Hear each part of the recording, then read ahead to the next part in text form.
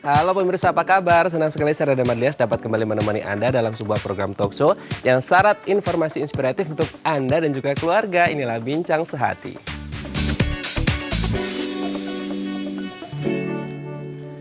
Ya, pemirsa, pertumbuhan dan perkembangan anak menjadi hal yang sangat krusial ya, apalagi di masa emasnya. Hal ini karena tumbuh kembang anak memiliki prinsip berkesinambungan alias berkaitan sepanjang masa hidupnya, apalagi di 1000 hari pertama masa kehidupannya. Oleh karena itu, kesehatan fisik dan mentalnya harus dijaga dengan baik. Nah, inilah topik yang akan kita bahas hari ini, yaitu kesehatan fisik dan mental anak yang juga bertepatan dengan Hari Anak Nasional 23 Juli 2020. Namun sebelum kita membahas lebih dalam tentang topik kita hari ini, kita akan lihat terlebih dahulu beberapa mitos dan fakta seputar tumbuh kembang anak. Kita lihat yang pertama. Mitos fakta yang pertama, tidak apa-apa jika terlambat bicara. Nah, banyak orang tua yang menganggap bahwasanya nggak apa-apa deh terlambat bicara, karena biasanya ini ada dua kemungkinan. Bisa jalan dulu kemudian baru bisa bicara, atau bisa bicara dulu baru kemudian berjalan. Nah, apakah ini ada kaitannya dengan kesehatan fisik sang anak, atau lumrah terjadi di lapangan, atau kemudian memang ada masalah atau sesuatu dengan kesehatannya? Nanti akan kita bahas dengan pakarnya ya. Oke, kita lanjut ke mitos fakta yang kedua.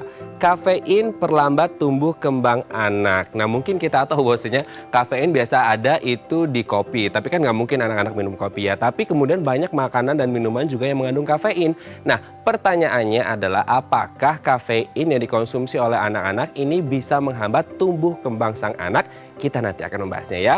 Oke, kita lanjut ke mitos fakta yang ketiga pemirsa. Anak gemuk berarti sehat. Nah, ini sering kali kalau kita dulu mungkin sering nonton film boboho gitu ya. Kita ngelihat kalau anak kecil, bayi atau anak-anak dengan tubuh yang gemuk itu imut-imut, lucu-lucu gitu. Tapi apakah pertanyaannya, apakah anak gemuk itu selalu identik dengan sehat atau ada sesuatu yang harus diwaspadai? Nanti kita akan coba kulik ya. Oke, kita lanjut ke mitos fakta yang keempat pemirsa. Nah ini, mainan canggih bisa buat anak cerdas. Kita sudah masuk di era teknologi 4.0. Banyak kemudian orang tua yang memberikan mainan-mainan atau gawai-gawai canggih untuk anaknya. Pertanyaannya adalah, apakah mainan canggih itu bisa menstimulat otak anak-anak untuk kemudian menjadi lebih cerdas dan pintar? Kita akan membahasnya nanti ya. Oke, kita lanjut ke mitos fakta yang terakhir pemirsa. Orang tua alergi, anak mengikuti. Nah, apakah kemudian ketika orang tua mengalami suatu alergi, anak juga akan mengikuti alergi yang sama dengan yang dialami orang tua? Nanti kita akan membahas di segmen berikutnya bersama sang pakar. Tetap bersama kami di Bincang Sehati.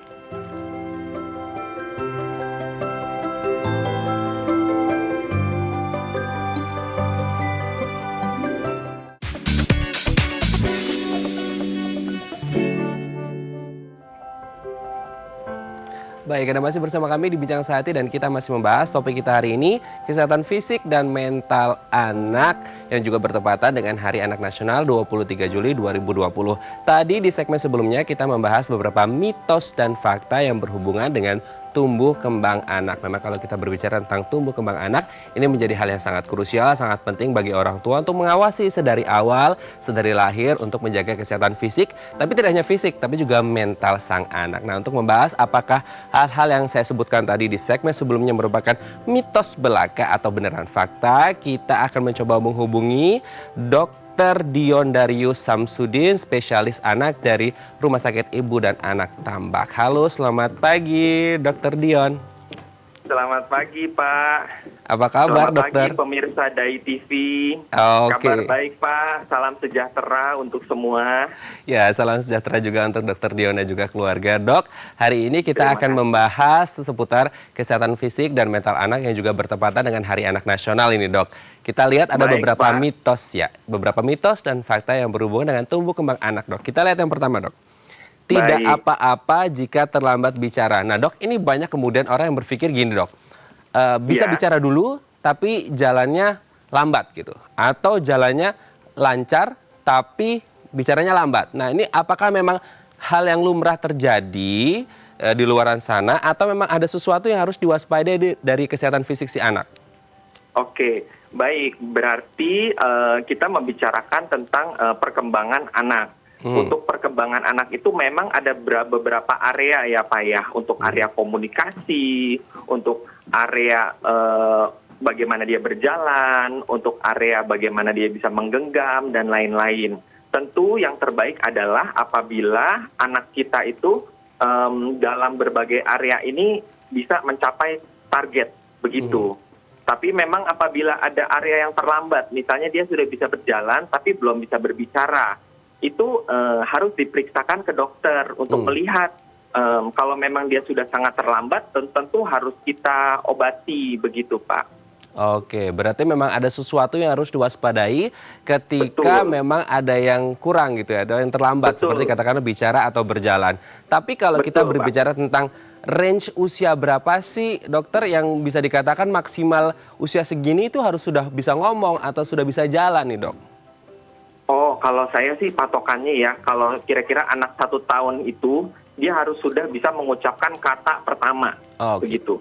Jadi mama, papa sudah bisa. Dan 1 tahun itu bagusnya dia sudah mulai bisa berdiri, begitu loh. Oh. Dia sudah mulai sudah bisa berdiri gitu. Kalau ini yang sederhana sekali ya Pak ya, begitu. Tapi tentunya setiap anak itu berbeda-beda dan itu harus diperiksakan ke dokter, begitu. Oke, berarti memang setiap anak berbeda, tapi range usianya di kisaran 1 tahun seperti itu ya, sudah bisa berdiri Iya. dan sudah bisa Iya. mengucapkan kata-kata pertamanya ya. Oke dok, Betul. kita lanjut ke mitos fakta yang kedua dok. Kafein perlambat tumbuh kembang anak. Biasa kafein ada di kopi, tapi kan tidak hanya di kopi saja, banyak makanan dan minuman yang mengandung Iya. kafein dan akhirnya dikonsumsi oleh anak. Apakah itu Iya. berkaitan dengan tumbuh kembang sang anak? Ya, jadi memang ya di Indonesia ini ada beberapa yang bahkan ada yang rutin memberikan kopi gitu ya dengan manfaat-manfaat tertentu pada anak-anak.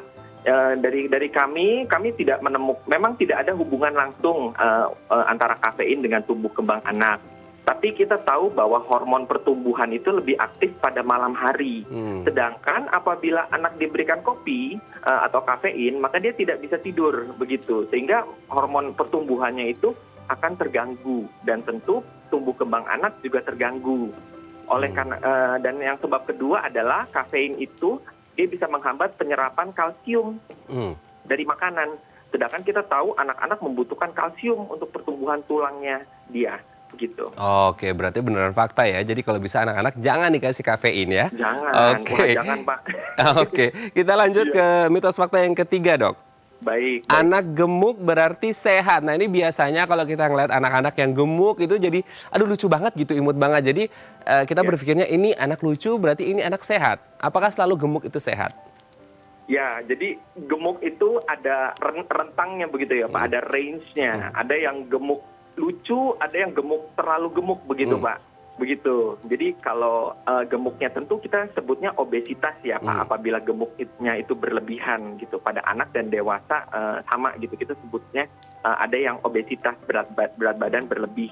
Nah, apabila ini terjadi pada anak kita, ini akan meningkatkan kemungkinan beberapa penyakit di masa depan, misalnya diabetes mellitus, dan juga apabila anaknya terlalu gemuk itu tidak baik untuk pertumbuhan tulangnya, karena tulang anak itu dipaksa untuk menopang beban yang sangat berat, begitu, sehingga bisa mempengaruhi tulangnya juga, begitu. Oke, berarti memang harus Jadi diwaspadai. tidak selamanya sehat gitu kalau gemuk gitu ya. Oke, berisi boleh tapi jangan terlalu gemuk seperti itu ya, karena bisa menyebabkan penyakit mungkin nanti ke depannya ya dok ya. Oke, Betul, kita lanjut ke betul. mitos fakta yang keempat dok. Mainan Iya. canggih bisa buat anak cerdas. Nah sekarang kan zaman 4.0 banyak orang tua yang ngasih gawai atau gadget yang canggih-canggih. Apakah kemudian permainan canggih, gawai yang canggih ini bisa menstimulat otak mereka untuk menjadi anak yang lebih cerdas dok? Oke, baik. Kita tadi membahas memang ada beberapa area ya untuk pertumbuhan dan perkembangan anak, terutama perkembangan anak.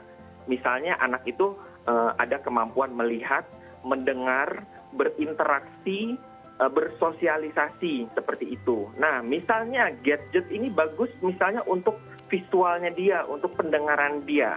Tapi apakah itu bagus untuk berinteraksi misalnya? Kan belum tentu begitu.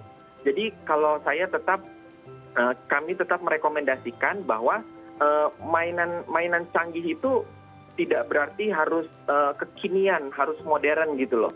Tapi harus seimbang. Jadi ada interaksi dengan orang tua, interaksi dengan teman-teman. Kemudian mainannya juga tidak harus canggih, apalagi mahal begitu. Yang penting dia bisa mencakup area-area pertumbuhan dan perkembangan anak tersebut. begitu. Oke, digital boleh tapi sosial juga jangan ditinggalkan seperti itu ya Dok Sangat ya? penting Pak, betul Oke, Pak. kita lanjut ke Iya. mitos fakta yang terakhir Dok. Orang Baik. tua alergi, anak mengikuti. Nah biasanya kita sering dengar gitu, kalau orang tuanya alergi A gitu, anaknya pasti akan Iya. mengikuti A. Apakah akan selalu seperti itu Dok? Nah, kalau dari yang kita ketahui ya Pak ya, dari ilmu kedokteran, anaknya mungkin alergi, tapi belum tentu sama seperti orang tuanya. Oke. Seperti itu. Jadi bukan berarti, wah orang tuanya alergi makanan laut, anaknya juga alergi, belum tentu seperti itu. Begitu. Jadi memang risikonya, kemungkinannya lebih tinggi, tapi tidak berarti alerginya pasti sama. Begitu. Oke, memang akan ada faktor risiko untuk keturunan untuk mengikuti alergi, tapi mungkin jenis alerginya yang berbeda seperti itu ya. Tapi memang bisa berbeda, Pak. Oke, tapi memang setiap anak yang lahir dari orang tua yang memiliki alergi pasti akan alergi juga, meskipun alerginya akan berbeda ya. Kemungkinannya lebih tinggi, Pak. Tapi semoga tidak ya gitu. Cuman memang ada kemungkinan yang lebih besar secara genetik begitu. Oke, baik. Terima kasih Dr. Dion sudah berbagi bersama kami di Bincang Sehati. Semoga ini bisa menjadi informasi yang baik untuk seluruh orang tua untuk menambah pengetahuan mereka seputar tumbuh kembang anak. Terima kasih Dok, sehat-sehat terus. Baik pemirsa, selanjutnya kita akan membahas tentang kesehatan fisik dan mental anak. Bagi Anda yang memiliki pertanyaan, Anda bisa menghubungi kami di nomor 021 290 3264 atau DM Instagram kami di @bincangsehati.tv. Kami akan segera kembali.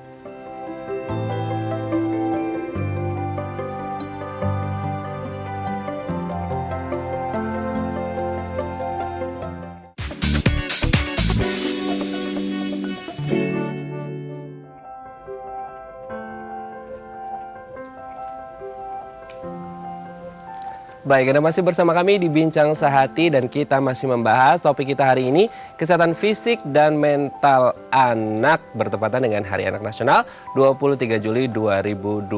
Bagi Anda pemirsa yang memiliki pertanyaan, Anda bisa menghubungi kami di nomor 021 290 3264 atau DM Instagram kami di @bincangsehati.tv. Telah hadir bersama kita semuanya di studio Bincang Sehati, Jovita Maria Ferliana MPASI psikolog. Kita sapa terlebih dahulu. Selamat pagi Kak Jo, apa kabar? Selamat pagi, Matt. Ini hari ini cantik sekali, auranya sangat positif sekali. Makasih, Matt. Kak Jo, hari ini kita akan berbicara tentang kesehatan fisik dan mental anak. Biasanya kalau orang tua itu pasti berfokus pada kesehatan fisik anak gitu kan.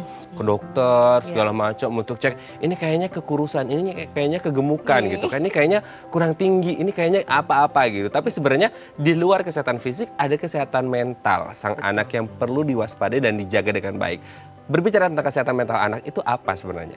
Ya, jadi kesehatan mental adalah suatu kondisi di mana seseorang itu terbebas dari gangguan psikologis atau gangguan mental, kemudian juga dia bisa mengatasi stresnya sesuai dengan kadar usianya dan juga bisa berfungsi di lingkungan sekitarnya. Itu sebetulnya definisinya. Oke, tapi kalau berbicara tentang momen Hari Anak seperti ini, sudah berapa banyak sih orang tua yang sadar dengan kesehatan mental sang anak? Kalau dilihat bahwa memang untuk kesehatan mental anak ini memang agak terabaikan ya. Karena tadi seperti yang Matt katakan bahwa fisik kan lebih kelihatan. Sedangkan kalau mental itu biasanya itu terdeteksi kalau sudah agak lama terjadinya gitu ya. Padahal sebetulnya kalau kita lihat, kalau kita mau jeli melihat itu sebetulnya ada beberapa tanda-tanda yang bisa kita lihat gitu.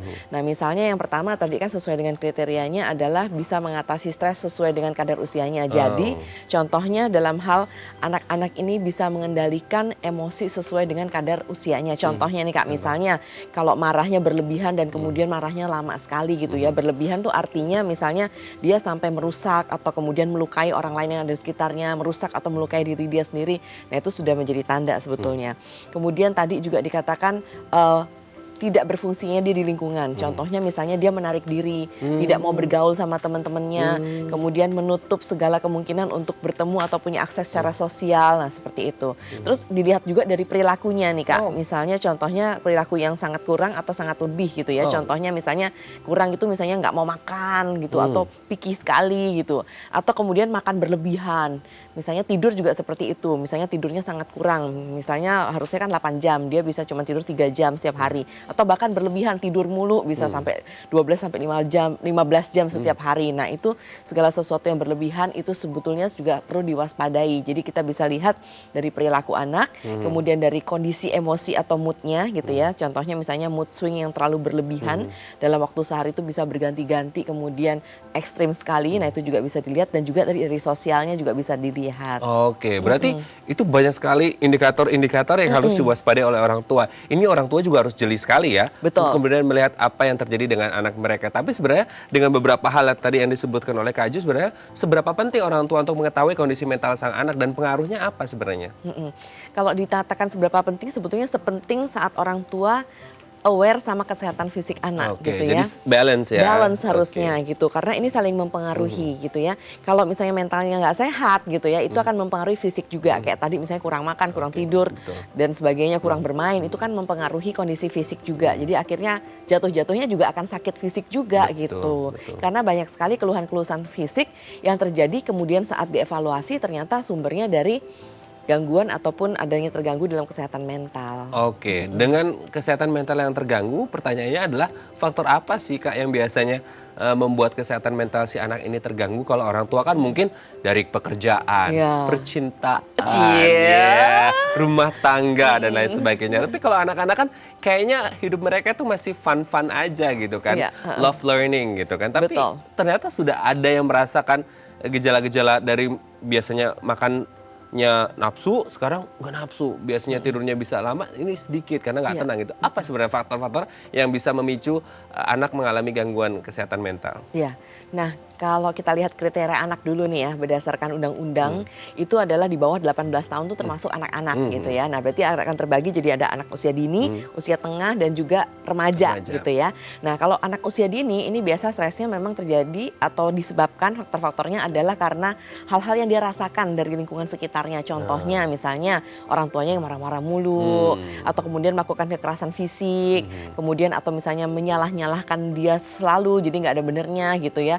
Orang tua yang berantem setiap saat gitu, kemudian melakukan kekerasan dalam rumah tangga antar pasangan misalnya. Jadi situasi atau ambience atau suasana yang ada di sekitar anak itu bisa memicu terjadinya gangguan mental atau ketidakseimbangannya kesehatan mental pada anak di usia dini. Nah, kalau di usia menengah ini kan memang anak-anak udah bersekolah ya. Jadi dia juga sudah merasakan yang selain tadi yang disebutkan di usia dini, dia juga merasakan adanya contohnya beban dari sekolah misalnya, dari dunia pendidikan. Dalam hal ini misalnya contohnya dia merasa dia tidak sanggup terhadap tugas-tugas yang diberikan, atau kemudian juga penerimaan teman sebaya nih, teman-teman yang ada di sekitarnya, misalnya bullying seperti itu, benar, bullying, kekerasan, dan kemudian contohnya dia diisolasi sama teman-temannya, kemudian adanya stigma-stigma negatif dari orang-orang yang ada di lingkungan, itu bisa memicu yang namanya stres dan juga mencapai kesehatan mental pada anak-anak usia menengah.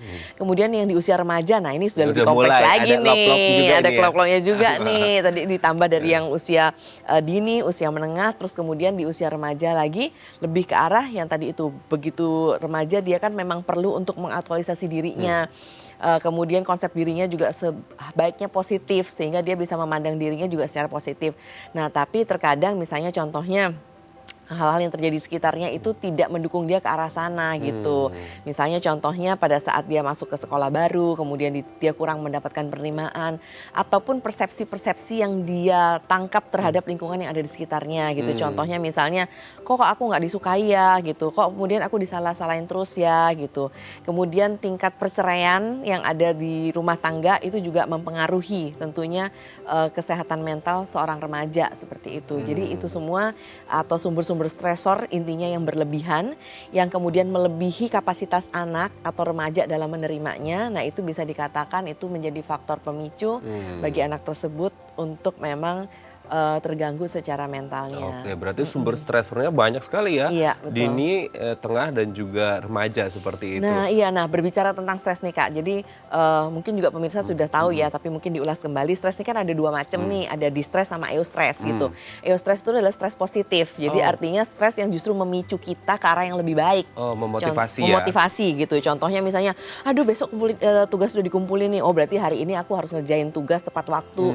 Kemudian, wah banyak teman-teman aku yang contohnya ya jauh lebih optimal atau pinter dari aku. Oh berarti cara mengatasi stres itu adalah aku belajarnya lebih panjang dari teman-teman aku biar aku bisa ngejar sama kayak mereka misalnya gitu ya. Itu berarti adalah stres yang positif gitu atau eustress. Tapi kalau di stres itu adalah stres yang dimana kita atau sebagai manusia itu merasa itu sudah melampaui batas kita sehingga kemudian efeknya negatif kepada kita dan akhirnya itu mempengaruhi fungsi kita di kehidupan kita secara sosial. Contohnya kalau di anak-anak misalnya contohnya tadi ya karena dia merasa beban dia terlalu tinggi kemudian akhirnya dia justru tidak mau melakukan atau mengerjakan tugasnya. Terus kemudian misalnya contohnya dalam hal tadi saya samakan contohnya, waduh tugasnya susah, teman-teman udah ngumpulin semua, aku belum. Ya udahlah nggak usah sama sekali misalnya seperti itu kan. Atau ya udah aku sengaja jelek-jelekin aja, tapi itu kemudian terjadi secara kontinu atau berkelanjutan. Itu tidak baik ya. Itu tidak baik, betul. Oke Kak Jo, ini banyak sekali faktor yang kemudian bisa mempengaruhi kesehatan mental sang anak. Sebelum kita lanjutkan, kita akan bacakan DM terlebih dahulu Kak Jo. Kita lihat di layar. Dari @Wina Cahyani. Halo Bu Jovita, saya Wina, saya punya anak usia 5 tahun. Jujur saya kerja dari pagi sampai malam, jarang bisa interaksi sama anak. Ada pengaruh nggak ya dengan hubungan kami ke depannya? Nah ini biasanya dilema ibu rumah tangga sekaligus wanita carrier di kota-kota besar gitu. Punya anak 5 tahun tapi kerjanya dari pagi sampai malam, jarang interaksi sama anak. Mungkin pas pagi berangkat, anak masih tidur. Pulang malam, anak sudah tidur. Iya. Mungkin dia sama neneknya atau babysitternya. Ini ada hubungan nggak dengan hubungannya ke depan? Iya, tentunya ada gitu ya. Apalagi kalau setiap hari dilakukan dari pagi sampai malam dan setiap hari nggak pernah ketemu anaknya gitu ya. Terutama misalnya weekend pun kan ada juga pekerja, ada memang orang tua yang memang kerjanya dari Senin sampai Minggu gitu, dari pagi sampai malam, jadi nggak pernah ketemu anak sama sekali. Nah itu pasti akan mempengaruhi hubungan interaksi. Dan dimana kalau kita lihat tadi mengacu dari kesehatan mental gitu ya, karena topik hari ini tentang kesehatan mental itu bisa terjadi kalau memang tadi ada kasih sayang dalam keluarga, kemudian kedekatan dalam keluarga, ada attachment yang dirasakan oleh anak. Nah dalam hal ini kalau ketidakhadiran orang tua itu dirasakan pada anak, maka anak merasakan ketidaknyamanan atau ketidakamanan secara fisik dan juga secara mental. Nah ini nantinya bisa berujung kepada gangguan kesehatan mental juga nih Kak.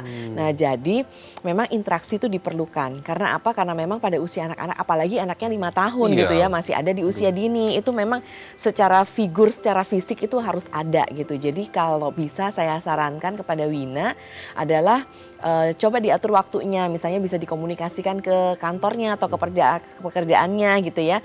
Memang bukan hal mudah dan bukan artinya mungkin kantor langsung meluluskan permintaan atau permohonannya. Tapi setidaknya itu disampaikan terlebih dahulu gitu. Siapa tahu dari pihak perusahaan ada kebijakan tertentu gitu kan. Dan kalau misalnya Wina ini ada waktu di pas weekend nih, misalnya Sabtu Minggu kebetulan libur, itu benar-benar manfaatin totally buat interaksi dengan anak. Karena kan tadi yang selama seminggu dari Senin sampai Jumat ini ada hambatan kan dalam hal berinteraksi sama anak seperti itu. Oke, semoga ini bisa menjawab pertanyaan dari Bu Wina dengan sang buah hati yang berumur 5 tahun. Semoga ini bisa terjadi quality time yang baik antara orang tua dan juga sang anak ya. Baik, terima kasih Bu Wina. Nah, ini kalau berbicara mungkin ada kaitannya dengan Bu Wina juga. Banyak yang dialami oleh orang-orang, mungkin kalau Bu Wina masih ada waktu untuk pulang. Iya, betul. Tapi bagaimana dengan yang di luar kota nih Kak Jo? Kemudian ya interaksinya akan jauh lebih berkurang lagi dengan kalau dibandingkan dengan Bu Wina tadi. Mereka pasti mungkin seminggu sekali atau bahkan sebulan sekali, dan itu juga risikonya jauh lebih besar lagi ya. Betul. Nah apalagi kalau misalnya memang anaknya tinggal di luar kota, itu kan kemudian tidak bisa bertemu sama sekali. Kalau memang sampai hal itu terjadi gitu ya, kita bisa manfaatkan teknologi yang ada gitu ya. Memang kita kan ada yang namanya plan E, plan B, plan C gitu ya. Jadi kalau harus kreatif jadi orang tua ya. Kreatif jadi orang tua. Ini nggak bisa secara fisik, ya udah berarti kan ada video call gitu ya. Kemudian ada teknologi yang memang bisa memperlihatkan kita kepada anak kita, kita berbicara dengan dia, walaupun mungkin kualitasnya tidak sebaik yang tatap muka secara langsung, tapi ini juga bisa menjadi alternatif pengganti gitu. Kemudian berikutnya adalah, nah pada saat kita memang menitipkan anak kita dengan keluarga lain, misalnya neneknya Nah, itu. gitu ya, pamannya. Nah itu memang kita bisa pantau dari kakek atau neneknya, dan kemudian juga pastikan bahwa kakek sama neneknya juga memberikan stimulasi dan kasih sayang yang kurang lebih sama kayak kita akan berikan gitu. Jangan sampai kita titipkan ke pihak keluarga lain, tapi pihak keluarga lain kemudian menelantarkan si anak ini gitu. Jadi sebelum menitipkan, pastikan kita pilih orang yang memang care sama anak kita, kemudian dia yang punya waktu juga buat anak kita, sehingga tatap muka secara fisik dan kemudian kehadiran kita secara fisik bisa tergantikan oleh anggota keluarga kita yang lainnya. Oke, mana yang lebih baik sih Kak Jo, dengan kakek neneknya atau anggota keluarga, atau kita sewa babysitter? Atau kita lihat dulu juga kualitas dari babysitternya, kan banyak dilema ibu rumah tangga nih yang berpikir dari sisi keamanan, nyamannya mereka pasti sama keluarga. Tapi kan mungkin banyak yang takut ngerepotin gitu kan. Yang profesional dari babysitter, tapi akhirnya banyak kejadian yang terjadi ketika babysitter, ya kita tidak menjudge, itu oknum kan, seperti itu. Ada hal-hal yang tidak baik yang terjadi. Mana yang lebih baik sebenarnya? Nah, kalau mana yang lebih baik sebetulnya memang sesuai dengan kebutuhan masing-masing gitu ya. Kadang kalau kita bilang anggota keluarga belum tentu juga, karena ada juga anggota keluarga yang misalnya tadi kesibukannya juga terlalu tinggi. Kemudian atau misalnya contohnya memang ada hal-hal tertentu yang membuat dia tuh misalnya contohnya nggak senang sama anak-anak. Jadi waktu dititipin juga terpaksa gitu kan ya. Terus ada juga yang kemudian totally beda pola asuhnya sama kita. Misalnya contohnya kita udah kasih aturan seperti ini, kemudian dia break the rules semua gitu, dilanggar semua gitu ya contohnya. Nah berarti kan juga kondisi ini nggak optimal juga gitu ya. Jadi belum bisa memastikan juga yang mana, disesuaikan aja. Tapi kalau untuk misalnya contohnya anggota keluarganya masih memungkinkan, ya kita bisa menitipkan itu, asalkan memang kita tahu ini sejalan sama sepikiran, sama seprinsip sama kita sebagai orang tua.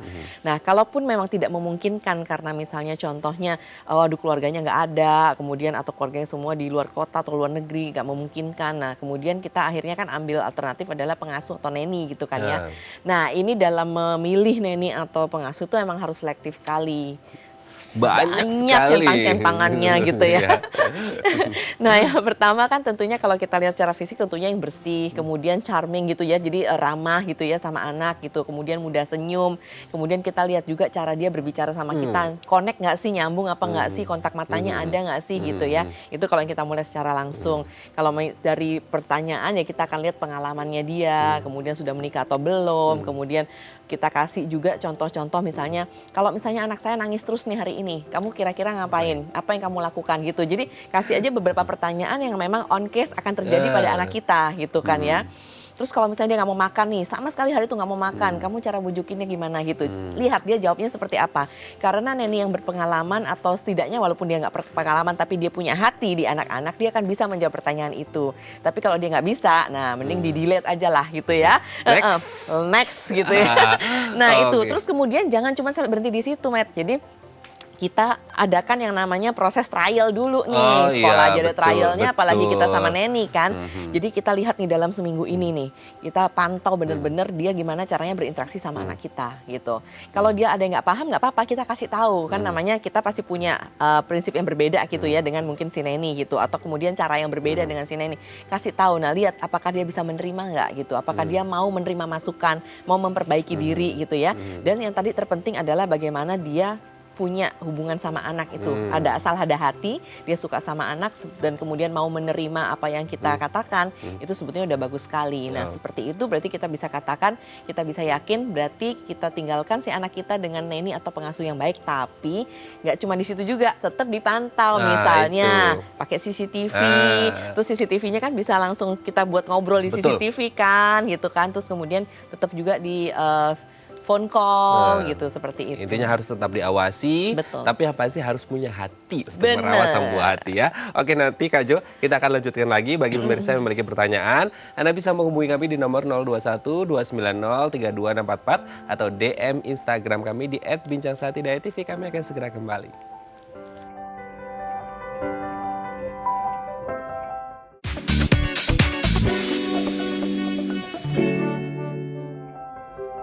Baik, Anda masih bersama kami di Bincang Sehati dan kita masih membahas topik kita hari ini, kesehatan fisik dan mental anak bersama Kak Jovita Maria Verliana, MPSI Psikolog. Bagi Anda yang memiliki pertanyaan, Anda bisa menghubungi kami di nomor 021 290 3264 atau DM Instagram kami di @bincangsehati.tv. Kita kembali lagi Kak Jo. Kak Jo, ini kalau kita berbicara tumbuh kembang anak, ini memang banyak sekali faktor yang harus kita ketahui, terutama untuk orang tua. Nah, kalau ada anak-anak nih, kan ada istilah anak introvert sama anak ekstrovert. Betul. Mungkin untuk menggali informasi apa yang terjadi sama kamu, mungkin kalau pikiran orang awam atau orang tua yang awam, itu ke anak-anak ekstrovert agak mudah karena they're willing to speak up gitu kan. Tapi kalau untuk yang anak introvert kan, it's a bit hard untuk anak-anak itu to speak up. Gimana nih caranya? Ya, jadi mungkin saya awali dulu dengan pengertian introvert ekstrovert dulu ya. Jadi introvert adalah di mana si anak itu punya energi yang lebih dan kemudian lebih memilih dia untuk tidak terlalu banyak dengan orang lain gitu ya. Jadi dia lebih menikmati kesendiriannya. Tapi itu adalah preferensi, jadi artinya pilihan dia. Jadi dia energinya akan lebih mengarah kemana gitu ya. Sebaliknya kalau ekstrovert itu adalah anak yang mempunyai energi lebih kalau dia memang berinteraksi dengan orang-orang yang ada di sekitarnya atau lingkungannya gitu ya. Nah sehingga ekstrovert sama introvert itu bukan dikatakan bahwa ekstrovert anaknya lebih bagus daripada introvert, itu enggak gitu ya.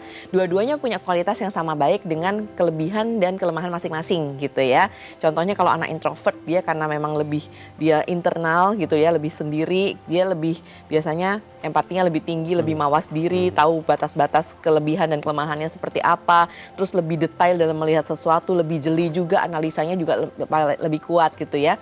Nah tapi kalau ekstrovert karena dia tadi energinya banyak untuk bergaul sama orang-orang, jadi dia memang lebih mudah untuk misalnya melakukan negosiasi, berinteraksi, bergaul sama siapa aja, masuk ke lingkungan baru dia lebih mudah gitu. Jadi ini sama-sama, bukan artinya satu baik satu buruk. Nah kalau kita lihat bagaimana cara menggali informasi atau kemudian bagaimana kita berbicara sebagai orang tua bicara kepada anak-anak. Kalau ekstrovert memang benar kata Matt, dia akan cerita. Kadang kita belum nanya sebagai orang tua, dia begitu masuk pintu aja ceritanya udah panjang. Iya, benar. Jadi kita cuma dengerin aja jadi orang tua gitu. Jadi enak banget gitu ya. Nah, tapi kalau introvert dengan anak nggak akan cerita kalau nggak ditanya gitu kan. Ditanya pun kadang hemat banget tuh kata-kata ya kan. Ya biasalah, kalau nggak ya sama kayak kemarin. Oh baik-baik aja gitu, tapi nggak ada ceritanya. Padahal orang tua menganggap bahwa yang saya butuhkan tuh ceritanya gitu kan. Nah caranya adalah gini, memang kalau dipaksa kan nggak mau nih, namanya juga introvert. Karena dia kan lebih kalah internal gitu kan, lebih sukanya baca buku. Kemudian misalnya main-main yang berkaitan dengan memang dirinya sendiri gitu ya. Nah jadi sebetulnya kehadiran itu sudah sangat penting gitu. Contohnya misalnya sebagai kita orang tua ya, kita mau menggali sesuatu dari anak introvert. Kita duduk aja di sebelahnya sambil melakukan aktivitas yang sama dengan dia. Itu di awalnya gitu ya. Misalnya contohnya nih, dia lagi baca buku novel. Gitu ya. Ya kita di sebelahnya juga. Ya kita baca buku juga, walaupun kita sebagai orang tua, saya kan nggak hobi baca novel, ya nggak apa-apa gitu ya, baca aja kan nggak ada salahnya kan. Terus kemudian, nah kita mulai diskusi dari situ.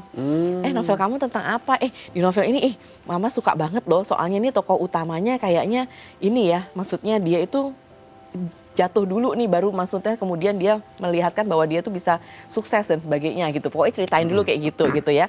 Nah, angkat dari ketertarikannya, itu rahasianya gitu. Nah begitu kita angkat dari ketertarikannya gitu kan, berarti kan topiknya sudah kena nih ke dia.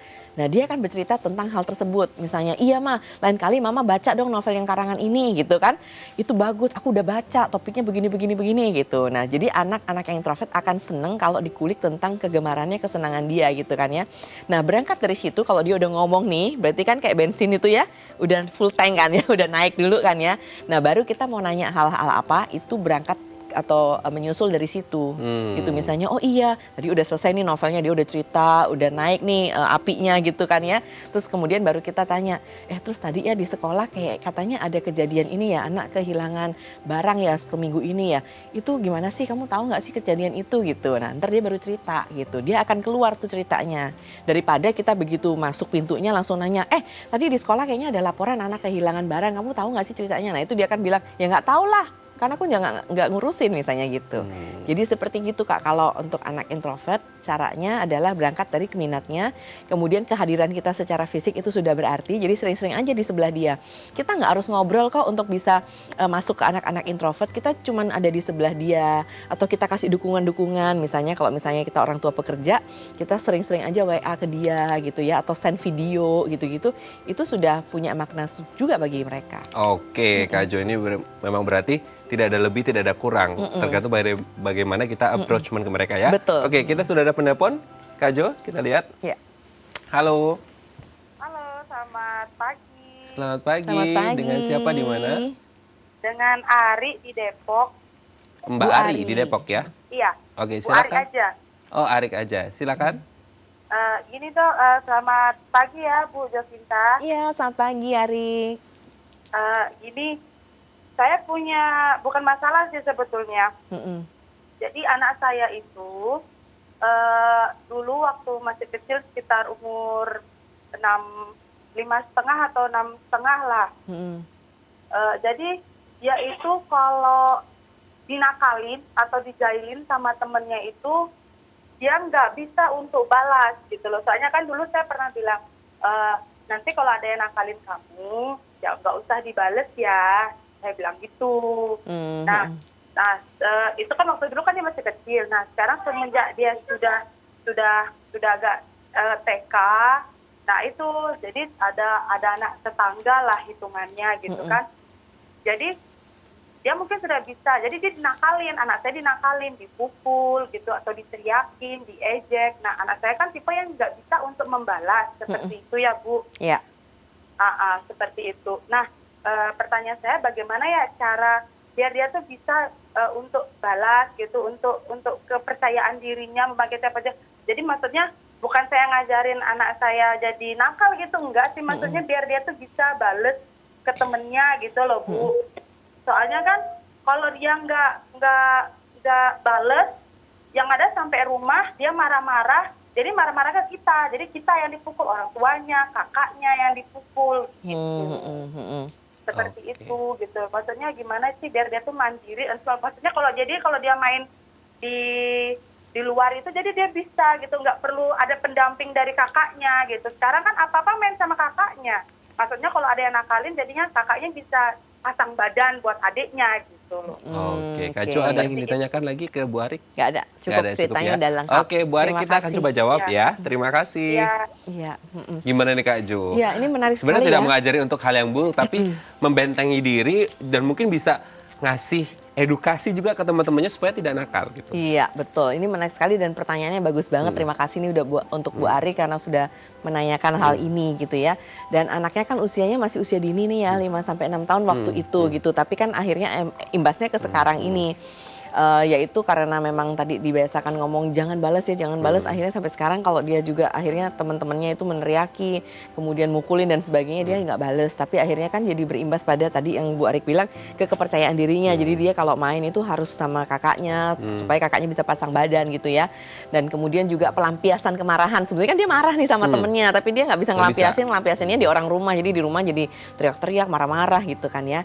Nah sebetulnya yang bisa dilakukan adalah seperti ini. Kita lihat dulu nih. Jadi kita memang membekali sebisa mungkin ke anak kita kemampuan untuk bisa menyelesaikan masalahnya sesuai dengan usianya gitu. Jadi kata-kata sesuai dengan usianya ini penting karena supaya kita sebagai orang tua tahu bahwa kita nggak bisa ekspektasi lebih juga gitu. Nggak mungkin kita ekspektasikan anak-anak kita untuk menyelesaikan masalah dengan kapasitas kita orang dewasa gitu kan ya.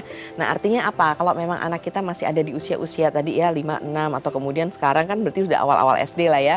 Nah itu adalah kita bisa kasih tahu ke anak kita bahwa kalau kamu nggak suka digituin, kamu harus bilang sama orangnya. Contohnya nih, temannya tendang-tendangin dia atau tadi misalnya kayak mukul-mukulin dia gitu ya, bilang aku nggak suka dipukul, kamu jangan mukul aku gitu. Nah, kasih tahu atau belajar ajarin ke dia cara ngomongnya juga yang tegas gitu. Jadi janganlah gitu-gitu jangan gitu kan. tatap matanya kemudian bilang, saya nggak suka kamu pukul saya. Emang kalau kamu dipukul mau, misalnya gitu ya. Kasih seperti itu dengan nada serius dan kemudian tatapan muka yang memang lihat ke mata dia gitu. Itu yang dia lakukan, itu pertama. Kalau anak sudah bisa seperti itu, nah biasa teman-temannya akan tahu bahwa, dia nggak bisa lo diginiin, dia nggak suka lo, kita jangan gituin misalnya gitu kan ya. Kenapa teman-temannya ganggu? Karena mungkin selama ini memang tadi dia nggak bales, dia nggak ada, jadi terima aja. Jadi temannya merasa bahwa oh dia oke aja kok gitu kan ya. Nah jadi pertama adalah ajarin dia untuk speak up, ekspresikan apa yang dia rasakan ke temennya. Kalau dia nggak suka di situ ngomong gitu ya. Itu yang pertama. Terus yang kedua, ada anak yang aku sudah ngomong sih Bun, tapi tetap aja aku digituin gitu kan ya. Nah kalau emang itu sudah terjadi berulang gitu ya, ajarkan ke anak kita juga kalau misalnya kita nggak ada di situ sebagai orang tua, dia bisa minta pertolongan ke orang dewasa lain yang ada di sekitarnya. Contohnya misalnya terjadinya di sekolah, dia bisa melapor kepada guru atau meminta kepada guru bantuan. Misalnya contohnya, Bu tadi si ini mukulin saya terus, tapi kemudian saya udah bilang saya nggak suka digituin, masih aja saya dipukulin Bu gitu kan. Nah jadi karena pada batas-batas tertentu emang butuh orang dewasa yang memang membantu menengahi gitu ya. Dalam hal ini misalnya orang dewasa lain, misalnya gurunya, dia akan memberikan pengertian ke temannya di mana mungkin temannya akan lebih segen atau lebih masuk kalau diomongin sama orang dewasa lain gitu ya itu. Terus yang ketiga misalnya, gimana kalau misalnya gini Bun, aku sudah ngomong nggak suka, terus aku udah lapor sama guru di sekolah, guru udah negor, tetep aja tuh si anak itu gangguin aku mulu gitu kan ya. Nah berarti kita sebagai orang tua harus turun tangan. Caranya gimana? Bukan artinya kita marah-marahin anak orang itu, enggak. Kita bisa informasikan ini ke orang tua anak tersebut. Gitu. Jadi kasih tahu dengan baik-baik tentunya. Jadi ya. orang tua si anak ini juga bisa ngasih tahu ke anaknya supaya tidak nakal lagi. Iya, itu penting. Apalagi kalau ini kan tetangga, berarti kan kenal nih sama orang tuanya, kasih tahu bahwa Mbak misalnya gitu ya Bu, gitu ya. Ini cuman buat supaya anak kita bisa berinteraksi atau berteman baik aja ke depannya. Soalnya anak saya tuh mulai terganggu, soalnya dipukulin mulu sama si Riko misalnya gitu kan. Boleh nggak Bu minta tolong anaknya dikasih pengertian gitu. Intinya gitu, ini gitu. ada komunikasi antar orang tua supaya anak-anaknya juga bisa aman dan nyaman dalam bermain ya Kak Oja. Nah berarti ini juga ada step-stepnya tadi. Betul, dan ini juga menjadi poin untuk bagaimana cara meningkatkan kepercayaan diri anak untuk bisa berinteraksi. Nah nanti di segmen selanjutnya kita akan membahas tips supaya anak lebih percaya diri. Betul. Oke, bagi Anda pemirsa yang memiliki pertanyaan, Anda bisa menghubungi kami di nomor 021 290 32644 atau DM Instagram kami di @bincangsehati.tv. Kami akan segera kembali.